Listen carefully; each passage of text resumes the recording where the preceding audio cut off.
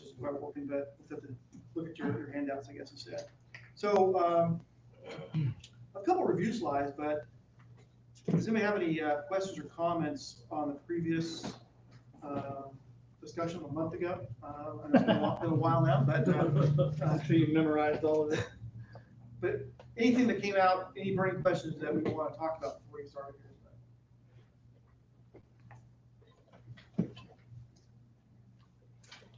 Okay, we'll start with a couple of review slides. On the cover slide of this is part 5, Yochanan ben Zakkai, Yavneh, Bar Kochba, Rabbi Akiva, and the Birkhat HaMinim.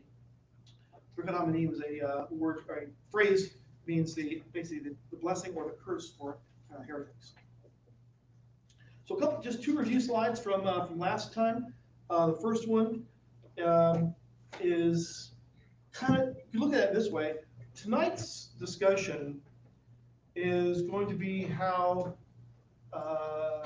Judaism was, or how believers in Yeshua were chased out of Judaism. Whereas last time we talked about how believers in Yeshua were basically, at least Torah observant believers in Yeshua were chased out of the church, so to speak. And so this is the opposite of that this time, from the other perspective. So last time we talked about how followers of Yeshua were chased, or in the Roman Empire, were essentially, Judaism was chased out of the followers by things like fiscus Judaicus. Latin word means Jewish tax. And so essentially there was a tax on being Jewish. So the way to avoid the Jewish tax was what? Don't be Jewish. Don't be Jewish. Don't claim to be Jewish. One of the guys you talked about as well was Ignatius of Antioch. He was, or became Bishop of Antioch, and he has a number of writings. He has a lot of letters out there.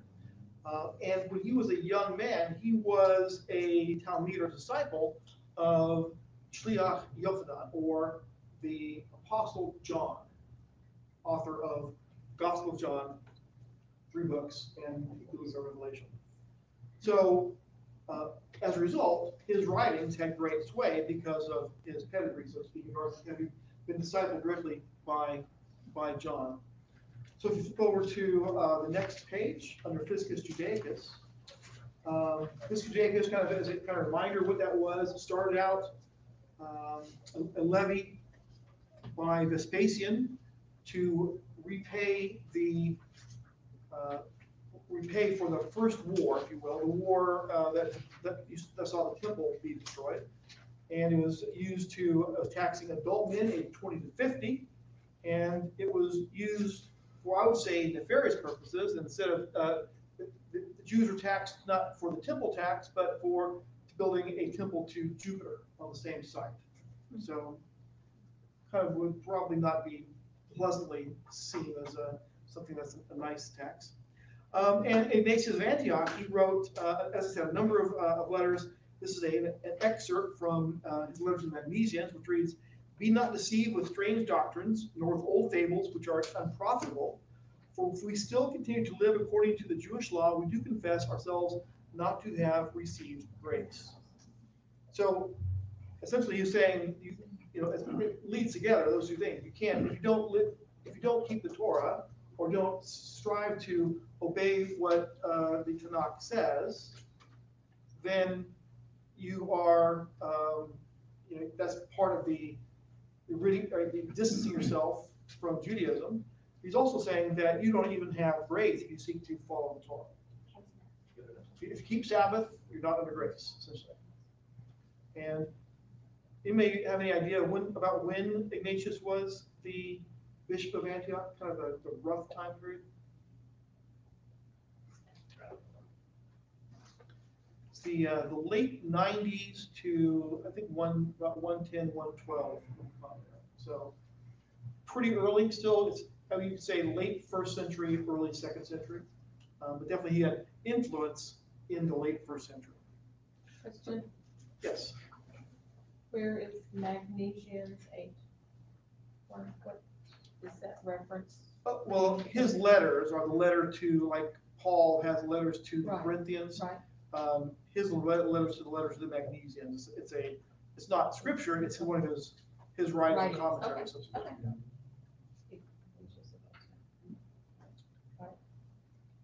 okay.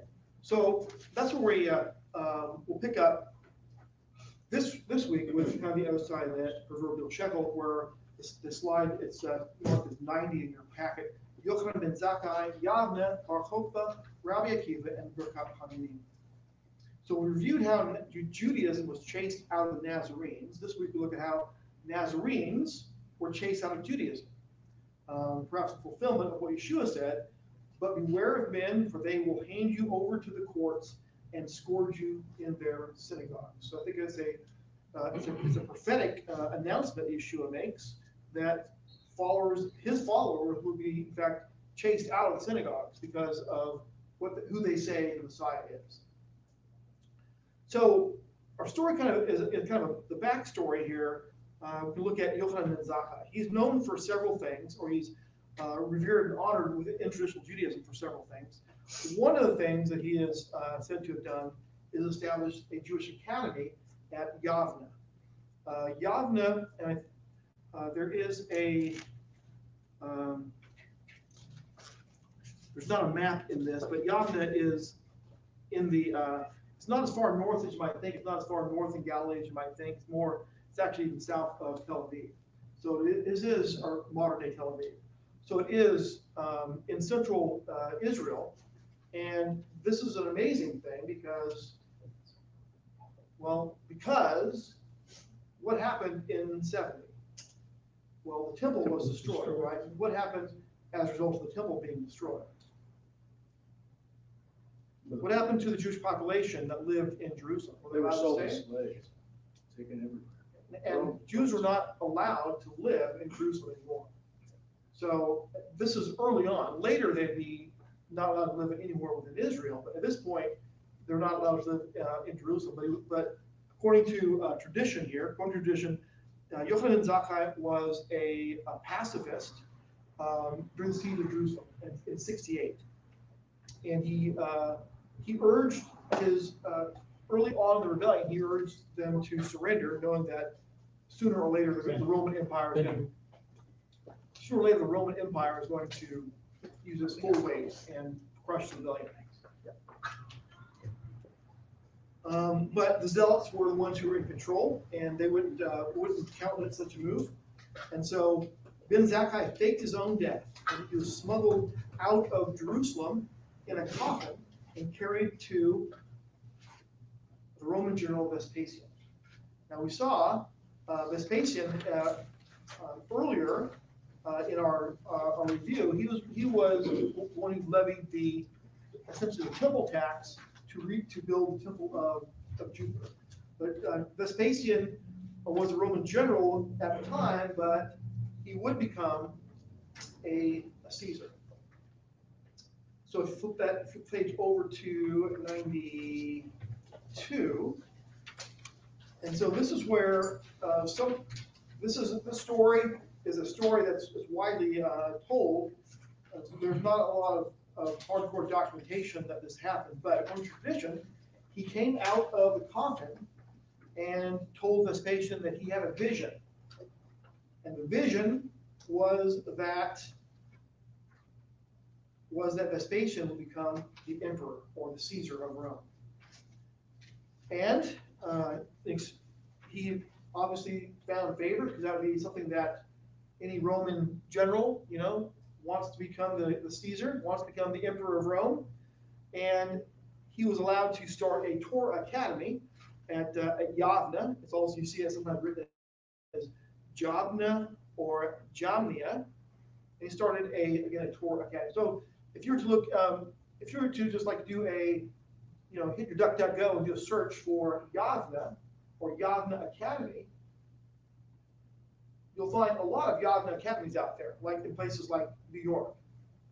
There's a lot of Jewish schools that are called Yavneh because of the tradition of this standing up. So it's a very famous academy. And if you go to the next, Vespasian agreed to allow us to set up the academy, and Vespasian was crowned as emperor within a year of conquering Jerusalem. So after the war ended, Ben Zakkai had favor and was allowed to establish that, basically in the heart of Roman-controlled Israel. Now, there is in the year 90, so a few years later, 70 was the year that Jerusalem was destroyed, 73 was Masada. After that, the academy was set up. So they've been running for a few years, and around the year 90, it's according to some sources, they basically set up what was sometimes called the Jewish canon of Scripture, the books within, if you do buy Tanakh on the shelves, that canon was supposedly established by the year 90, and it excluded a couple things that were widely used, but not didn't make the cut to be considered Scripture. One of those set of books was the Apocrypha, primarily, at least in some views, because it was not found in Hebrew or Aramaic at the time. It was only found in Greek. Greek was considered a foreign language, so it was not really going to be there. Now, since that time, we found some portions of what's sometimes called the Apocrypha or either the Deuterocanon in Hebrew or in Aramaic at Qumran, like for example, Enoch and parts of Enoch, things like that. But none of the Apocrypha wasn't extant at the time because Qumran had been destroyed by the Romans, 30 years before this or so, 20 years before this. So one of the things that we do see, whether or not the canon was established there or not, one thing we do see is something known as Birkhat HaMinim. It is said to have been put into place at Yavneh, so that kind of puts a kind of a time window on it. But we see in the Talmud, of course, it's been written many years later than this time period. But Talmud, as you might remember, the Mishnah was written from about 200 to 500, or finalized those years. The Talmud after 500 to maybe 800 or so. But there's a lot of things in the Talmud that come from the Mishnah, obviously, and Mishnah is based on history, even certainly pre-temple destruction. So what the Talmud says is that Gamaliel II started the Birkhat HaMinim at Yavneh. Others say that it was prior to that and maybe just reformulated at Yavneh. So if you flip your page over to 94 on your Question. slide. I'm sorry. Got a question. Yes? The Talmud, what language is that written in? It is in Aramaic. The Mishnah is in what they call Mishnaic Hebrew. The Talmud is in Aramaic. Okay, thank you. When you talk about the Jewish canon, is there anything besides what we would consider the Old Testament that was added to a Jewish canon?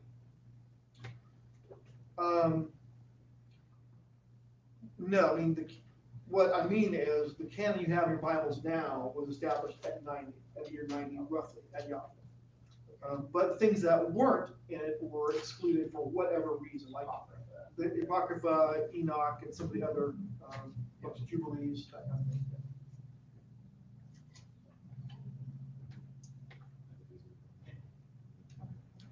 Okay, so question, what is the Birkhat HaMinim? The answer is the blessing of the heretics, or actually a curse on heretics. It is the 12th blessing of the Shemona Esrei, or the 18 benedictions, as it's known, also known as the Amidah, which is the prayer of standing. Now, here's the text of the Birkhat HaMinim against heretics.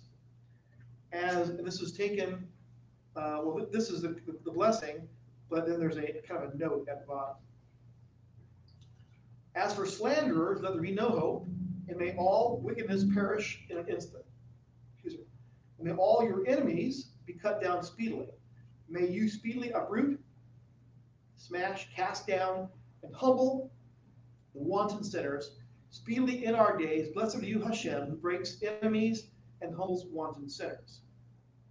Now, one of the interesting notes there, and the reason it's called the Birkhat HaMinim, is that the Talmud states that the original said la minim, or in other words, for minim. Now, who are the minim? Well, the minim are heretics. We'll talk about in a couple of pages a little more detail about why that might have been considered to be offensive to Nazarenes at that time. So, as you just saw, it's the 12th blessing of the Shemona Esrei, the 18 blessing, 18 benedictions. So, how do we know that the Birkhat HaMinim was added to the 18 benedictions? Well, because there are 19 benedictions in the Shemona Esrei. There are 19 benedictions in the 18 benedictions. And other texts say it was added to that as well. So it was added to that to bring it up to 19, yet it's still called the Shemona Esrei. Now, what we don't know is precisely when it was added or the original formulation of that blessing or curse.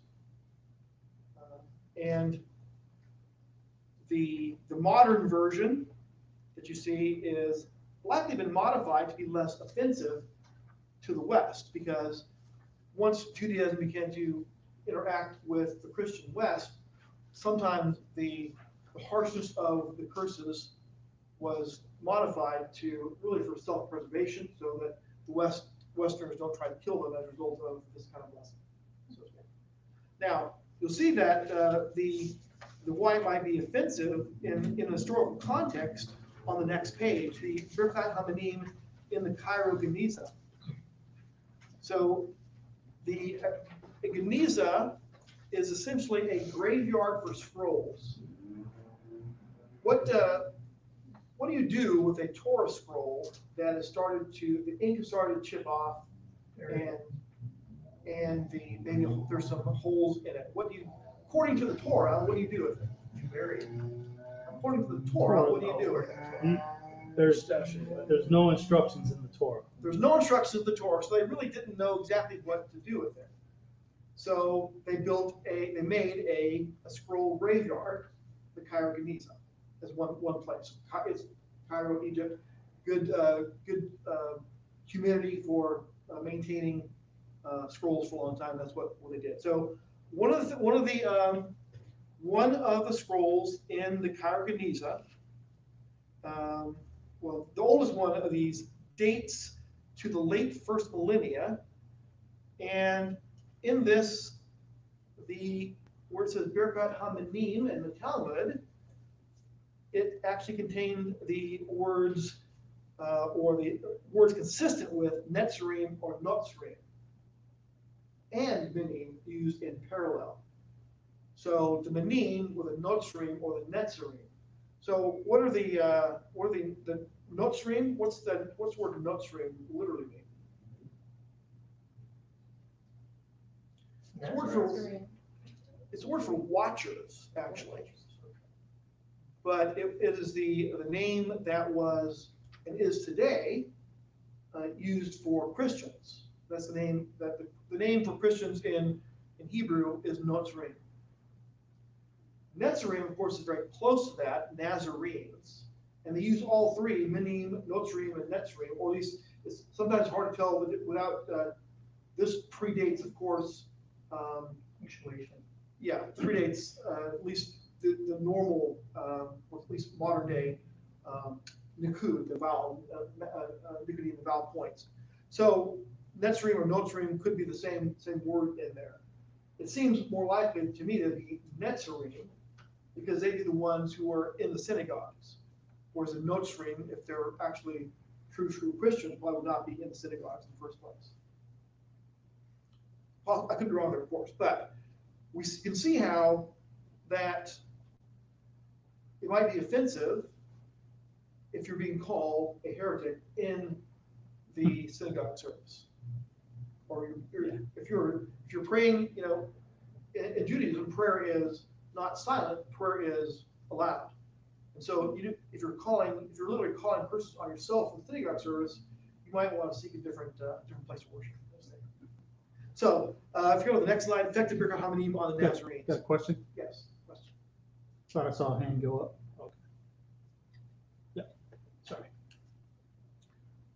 Since the Shemona Esrei, or the Amidah, is part of the synagogue service, Nazarenes could not remain in the synagogue to pronounce curses on themselves. The Kaira Geniza text of the Birkhat HaMinim also consistently begin with a curse against Meshumadim, or apostates.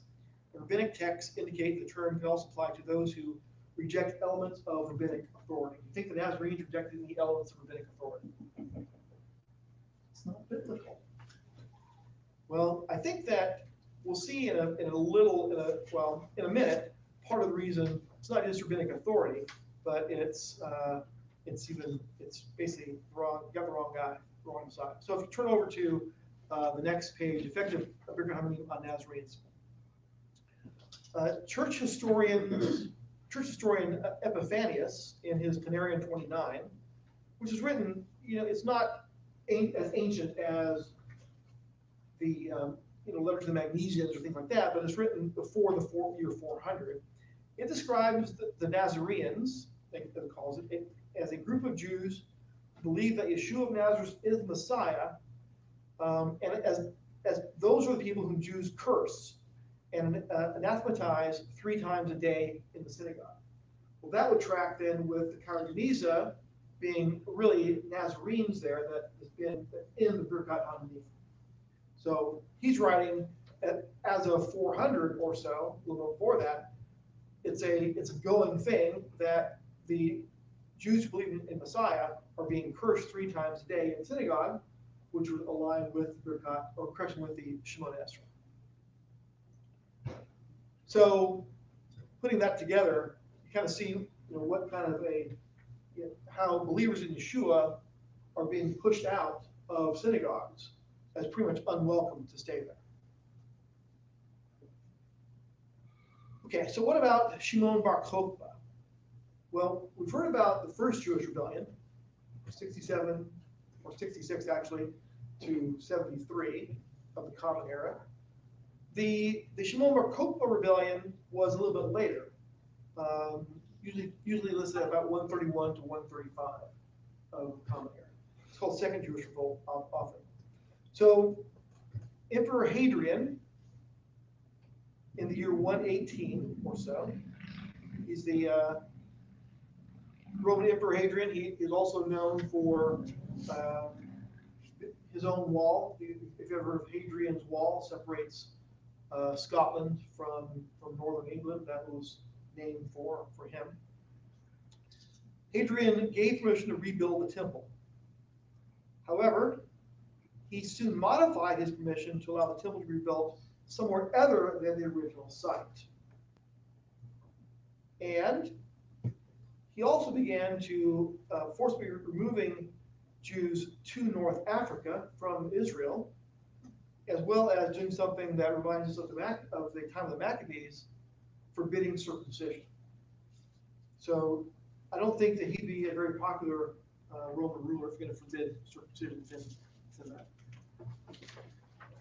So continuing on then, if you will, we're on slide 100.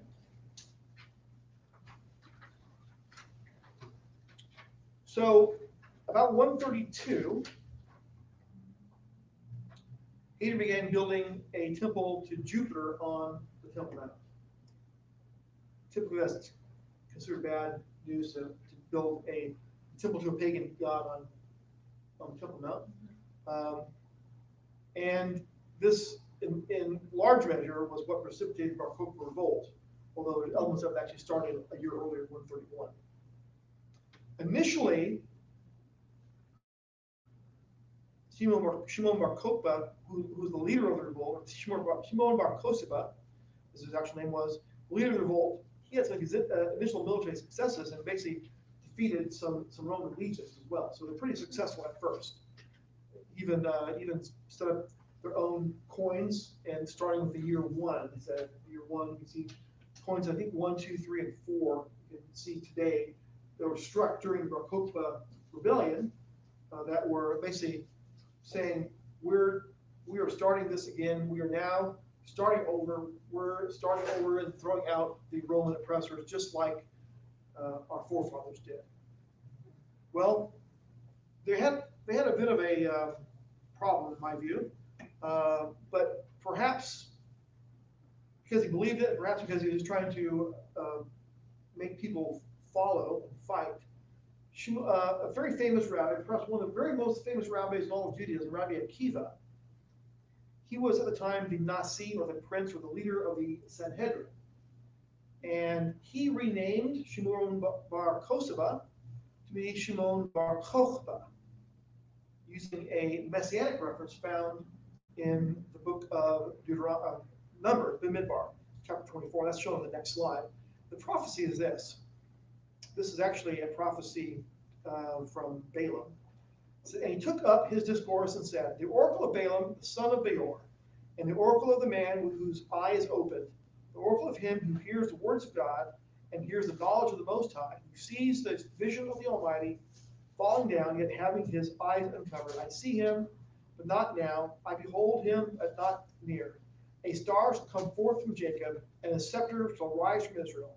It shall crush through the forehead of Moab and tear down all the sons of Shed, or Seth. So a snippet of this prophecy, a star shall come forth from Jacob, as this is thought to be a messianic prophecy because it's a time when it also speaks of the scepter rising from Israel. So it is a messianic prophecy, or at least understanding that it is. And so Akiva applies that messianic prophecy to Bar Kochba. So what does Bar Kochba mean? It's on the next slide. Son of a star. So if you look at the Hebrew text there on slide 102, Drakhukav Miyakov, which would translate to a star shall come forth from Jacob. And so the name Bar Kochba, Bar is the Aramaic word for son. So Bar Kochba will be son of a star, or son of the star. And in the next slide, in assigning this messianic prophecy to Shimon bar Kochba, what does that naturally entail? Well, that bar Kochba is the Messiah. And so he declared from as the Nasi of the Sanhedrin that Shimon bar Kochba was the actual Messiah. So on the scale of good and bad, naming a false Messiah as the Messiah is probably pretty weighted heavily on the side of bad, in my opinion of that. Since Bar Kochba was not the Messiah, Akiva thus became a false prophet, and Bar Kochba a false Messiah. We've talked in a little bit of detail in a previous discussion about the timing of the coming of Messiah based on the prophecy of Daniel. And I don't have any slides on that here, but in part, a reason for the argument I think could be made, the reason they chose Bar Kochba as the guy was because they knew it was already past time for him to come. And this might be the bet. We don't know. He hasn't come yet, we don't think. But now it's got to be him now, because it's way past the time for Daniel's 70 weeks to, or 69 weeks to happen. So that prophecy was in their minds. They knew the time frame of it, and they knew that in their view, Yeshua wasn't the Messiah because it didn't lead them, overthrow the Roman Empire and establish the kingdom as yet. But okay, let's continue on. Then we are on slide as a result. As a result of what? Of Bar Kochba being declared the Messiah. You have the leader of the Sanhedrin declaring this guy to be the Messiah. You got to think it's going to be true, right? I mean, the leader, your beloved, well-respected rabbi, your leader, he should know who the Messiah is, right? You'd think. Well, as a result of that, what happened? Did Israel win their independence? Did they win that war? No, they didn't win that war. They lost, and lost badly. I mean, they had it for a while. They held territory, and there's been even some. I read some documentation that looks like he restarted an outdoor altar on the Temple Mount. So reinstituting not just the coinage, but the sacrifices as well. But it didn't last, did it? What happened? He was defeated and killed. He was defeated, he was killed, and Jews were no longer allowed to live in the land of Israel. Isn't that interesting? Yeah, Kochba didn't rise again, yeah. Good point. So after 70 AD and Masada Paul 73, they were still allowed to be in Jerusalem at that time, but until, They weren't allowed to be in Jerusalem, but they could be in Israel. okay, They were not really allowed to be in Jerusalem itself. And pretty much they almost leveled the whole thing anyway. Yeah. And it was leveled part during the siege and part just for out of spite afterwards. You know. but then when Birkhat and Akiva come along, they go back into Jerusalem and Yes. recapture. Okay. Recapture Temple Mount, possibly restart sacrifices on the Temple Mount, whatever left of it. Not a temple itself, but as recall from the story of Ezra, they restarted the sacrifice before they built the second temple. So that was the first thing. You're able to do the sacrifice without having a physical temple in place. Right. So millions of Jews, I'm thinking more than just even hundreds of thousands were killed between that time period. But it definitely racked up. There was one battle supposedly had more than 100,000 people killed in just one battle. So you know how horrible it is. And that's just talking battle casualties. What about all the other parts of the pillage and cruelty as well? So until this declaration that Bar Kokhba was the Messiah, some Nazarenes had actually been fighting alongside other Jews against the Roman oppressors, despite the Birkhat HaMinim in terms of choose which is the lesser of two evils. You'd think, well, we're being cursed by our own people here, but this is Rome. Obviously, they're worse. But afterwards, they stopped supporting the rebellion. After the rebellion started before Bar Kokhba was called Bar Kokhba, before he was declared to be the Messiah. So they supported fighting against Rome until Bar Kokhba was declared to be the Messiah, and they already had one, so he wasn't the right guy. And they were vilified as traitors because they weren't supporting the war, supporting the false Messiah. You can see how that can be kind of definitely a difficult place to be when you are, you strongly oppose the Roman oppression, and yet you also know that your guys have declared this guy to be the Messiah. And he's not. So you're kind of caught. Where do you go? You might remember that before and during the previous war, a lot of the Jerusalem Council escaped across Jordan to Petra, and because which was actually outside of the Roman Empire, and they could not go in there without fighting another war. So they were able to survive, but they lost a lot of the prestige by leaving Jerusalem. Many did survive, but they were lost prestige by leaving Jerusalem. Just sort of the same way in these Nazarenes who were still in Israel at the time lost prestige within the other Jewish people who were fighting and dying because they knew this guy wasn't the right guy. So you can see how you could be called or considered to be a traitor or something less if you're not wholeheartedly supporting the cause, so to speak. So last two slides before we talk some questions here. Is Nazarene Judaism squeezed from both sides? Squeezed out of the non-Jewish assemblies by Fiscus Judaicus, the Jewish tax, by the writings of very influential folks like Ignatius of Antioch, and the general anti-Jewish feeling in the Roman Empire. Why was there anti-Jewish feeling in the Roman Empire at that time?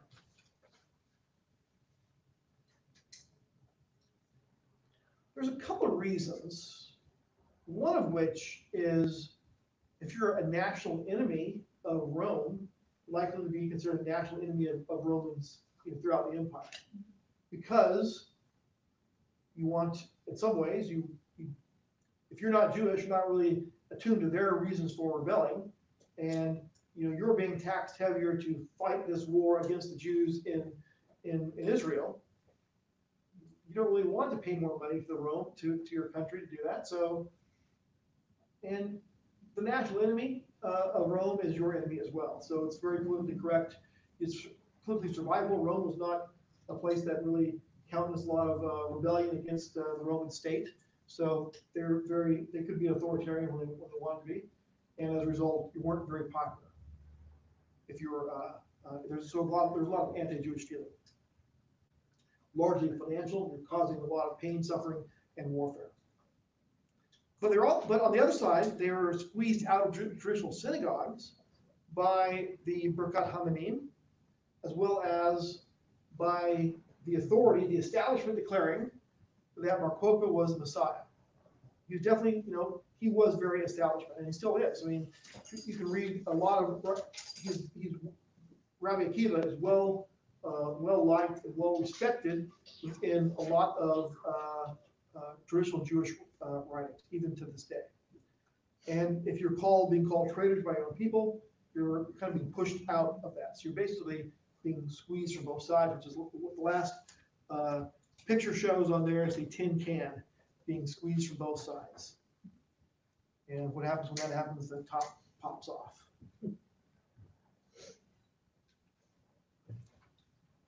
So we went over this kind of quickly. Is there anything you'd like to some more detail on, or some or your thoughts on what we talked about so far? So one thing you can try to keep in your mind is that Rabbi Akiva, being the chief of the Sanhedrin, not only was he very well respected, he had a certain amount of power that comes with that. And he wanted Bar Kochba to be the Messiah so badly that there's evidence that shows he possibly changed the calendar. Because remember, from the Daniel prophecy, they knew that the Messiah was supposed to come around the year 4000. And they had a pretty good idea of when it was based on the 70 weeks, 69 weeks in Daniel's prophecy. Well, Yeshua came at that time. If nobody else was there, it had to be Yeshua the Messiah, right? Well, they didn't accept that, obviously. And so now, and of course they still say today, the Messiah tarries. You don't know what's keeping him so long, So there's some evidence out there that he was so convinced and he wanted him to be the Messiah so badly that he changed the calendar and took away some years, changed the year, the date of the year. And I don't know exactly how much, but the evidence is there. And so, and going along with that, you think about what he did. He's, by becoming a false prophet and declaring a false Messiah, it's interesting that even in Judaism today, he is not considered a heretic.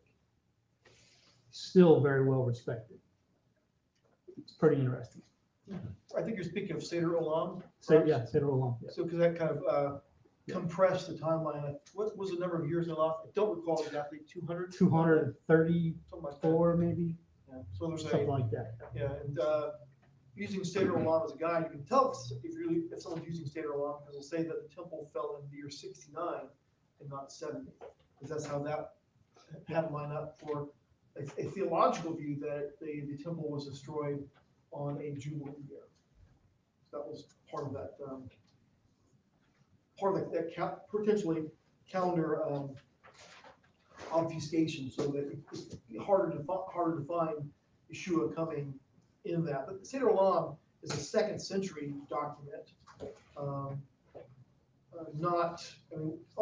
was in the 2nd century, so it wasn't before that. In other words, but before Akiva, you can definitely see that time before, and I don't think he was necessarily the only author or even influencer of that. Certainly his views were, well known. Now Akiva, of course, paid for his.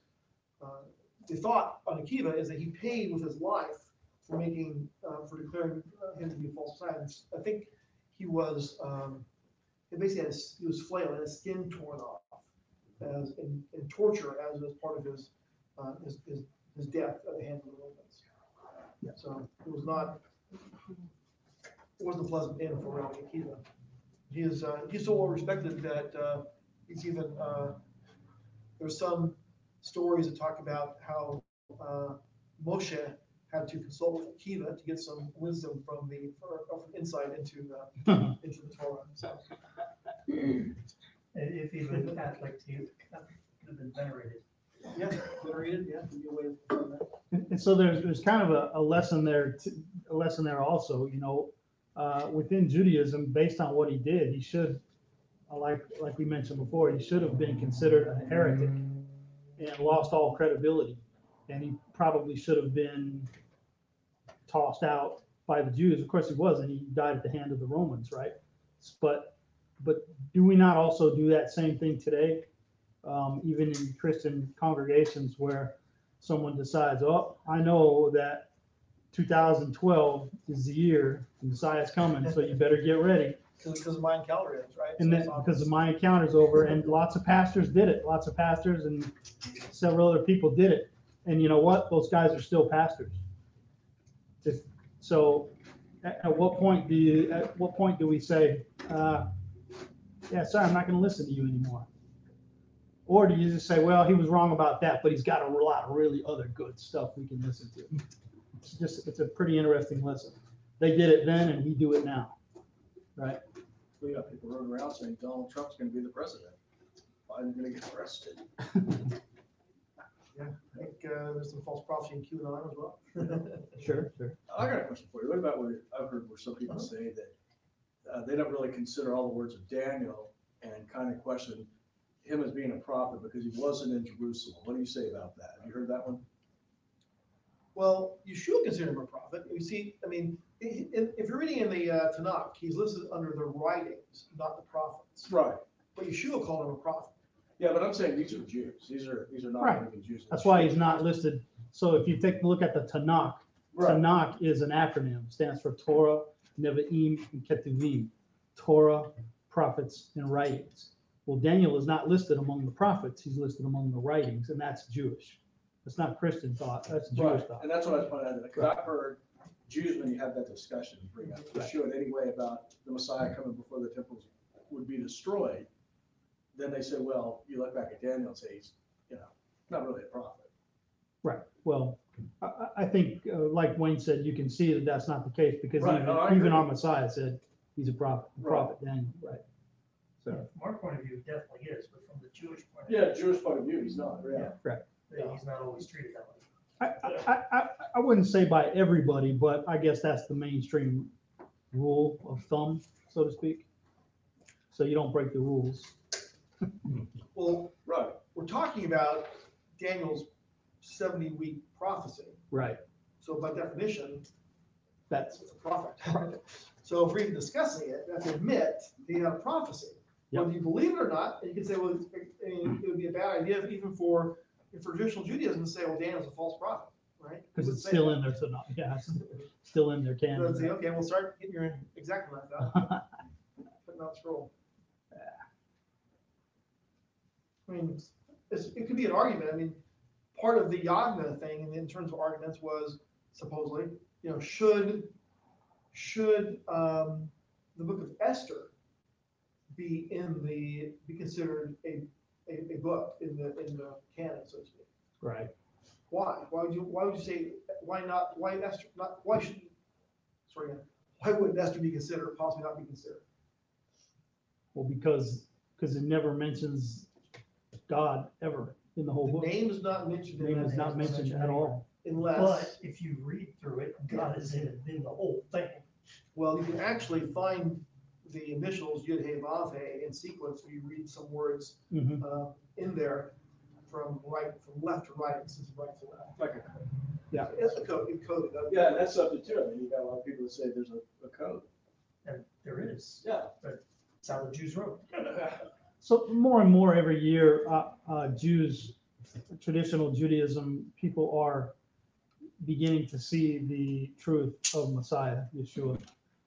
But once again, an unwritten rule here is it's not against the rules for a Jew to believe someone is the Messiah.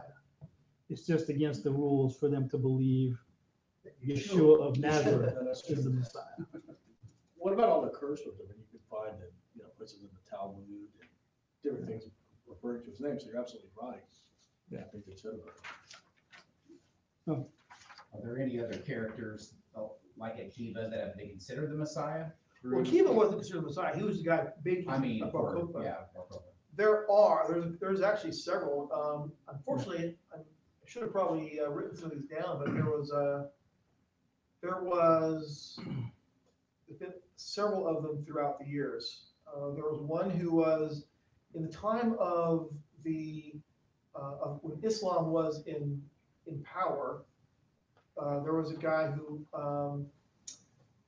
declared himself to be the Messiah, but when he was captured by Muslims, he basically converted to Islam. But there is still, to this day, a small group of people, they're on the internet with some of their writings in it, modern day folks that still believe that guy is the Messiah. Even though he declared, he became a Muslim, but they're a little bit, I don't know how you meld those two together, but some of them, they're able to do that. What about that guy that died, was it like within the last 10 years? And they were expecting him, I forget the rabbi. Yeah, you're talking about Menachem Schneerson. Yes, Menachem Rebbe, Schneerson, yeah. as it's called. The Lubavitch Rebbe.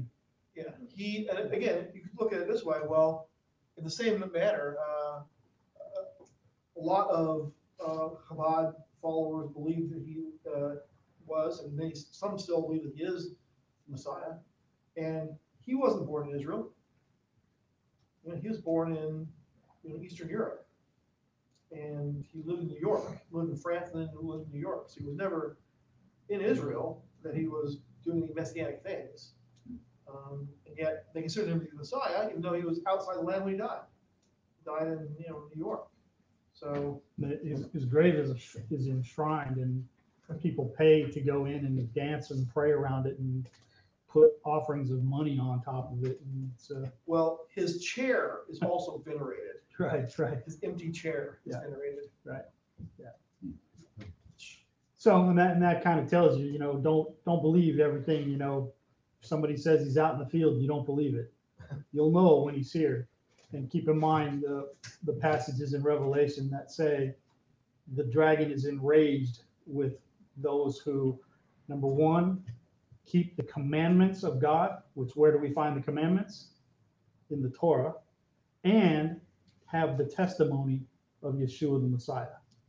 It's not enraged with one or the other. It's enraged with someone who keeps the commandments and has the testimony of Yeshua the Messiah. That's who the dragon's enraged with. So it's important to not proclaim somebody to be the Messiah. There was a guy recently here in the United States, and he's of Hispanic origin, and he came and straight up said he's the Messiah, and there's a whole church built around him that believe he is the Messiah, and they pay him all kinds of money, even though he has no biblical knowledge. He doesn't know the Bible or what happened in it. He says, yep, I'm the Messiah. I can't remember everything from when I was here before, but you can trust me, I'm the man. And he gets away with it. He's selling used cars somewhere. No offense to used car sales. Some people believe anything.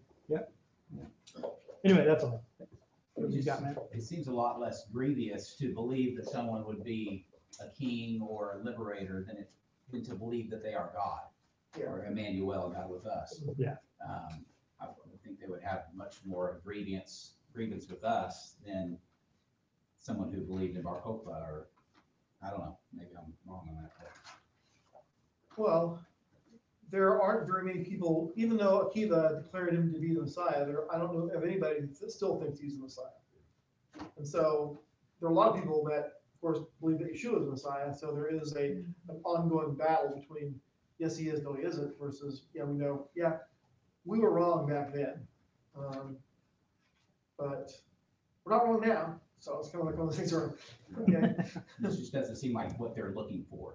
I mean, they're definitely, if I understand correctly, not looking for Emmanuel, God with us. The word becomes flesh, dwells among us. Right. So they're looking for a great military leader who's going to come and squash their enemies. Right. King. And Bar Kochba started to do that. Well, if you look in your Bibles, I mean, I don't think that was not that belief of a coming kingdom is not completely misplaced. If you look at your Bibles, turn to Acts 1 if you have your Bibles out. One other point. Mhm. The leader of the Sanhedrin, when Yeshua was here, knew the truth and denied it. Because he knew he would lose his power, or thought he would lose his power. Chapter 1. Acts chapter 1.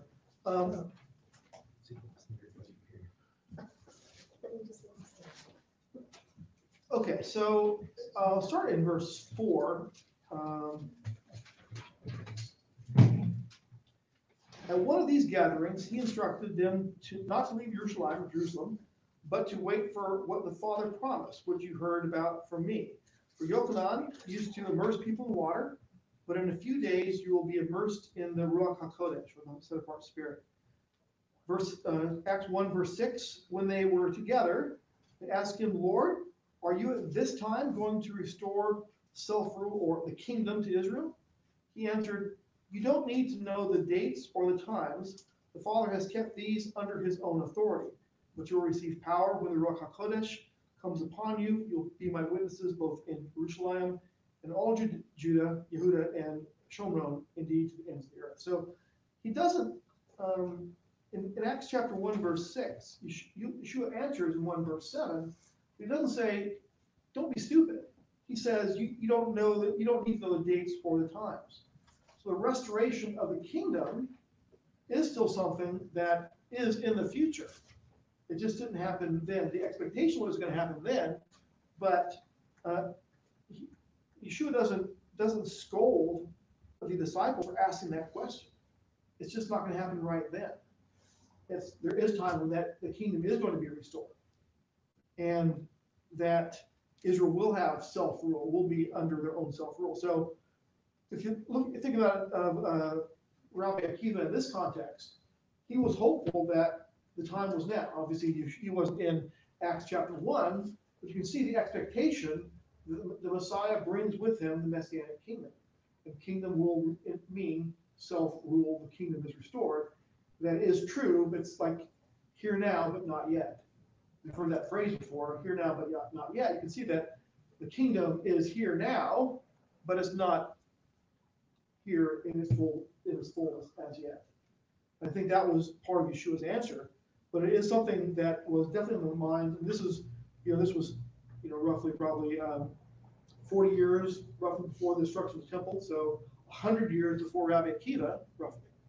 So the idea or the thought was that the Messiah is still going to come and restore our self-rule. How easy it is to mix up politics with this, right? Because for political purposes, you want to destroy the Romans, if you're Rabbi Akiva, and you want to do it within a religious context as the Nasi of the Sanhedrin. So you put those two together, and you tend to believe what you see in front of you, or what you hope is the case. And they had a hope that the kingdom would be restored under Kochba. Now, what about Kochba? Do you think he knew that he wasn't the Messiah? Of course he knew. Of course he knew. Hey, the Nasi of the Sanhedrin said I must be. If you believe these, an anointed one to conquer, then maybe he did. I think that people can be deceived, right? Yeah. People can definitely be deceived. I mean, you can be deceived by victory too, right? When you basically have destroyed an entire Roman legion. I mean, who does that? And so obviously, you've got something going on there. If you're military genius or something, yeah, I'm a guy, sure. Well, what if Rabbi Akiva declared you to be the Messiah and you denied it? Then what happens? Oh, yeah, you're right. I mean, does your rebellion start to fall apart? If your head religious leader says you are the Messiah, and you say, nope. Wrong guy. So Not following that sort this of guy no loses more. all sorts of credibility across the entire spectrum then. Sure. Depends on how it's handled, but there are ways you could say, maybe not. I'm just here to win these battles. Maybe, Rabbi, talk to me before we declare me to be the Messiah. Yeah. We can discuss this a bit. Yeah. Let's meet for coffee and dates. Try to get a quick following. Well, I mean, certainly, had they continued winning, there might have been some some people might still believe that, but obviously they didn't, so. As soon as they declared it squash. They're crushed pretty bad. All right, well, let's go ahead and close, and we'll enjoy some time together. I want to thank you for allowing us to study your word together. Thank you for allowing us to read your word. We ask you that your insights be for the Ruach HaKodesh. In Yeshua's name, we thank you. Amen. I brought cake.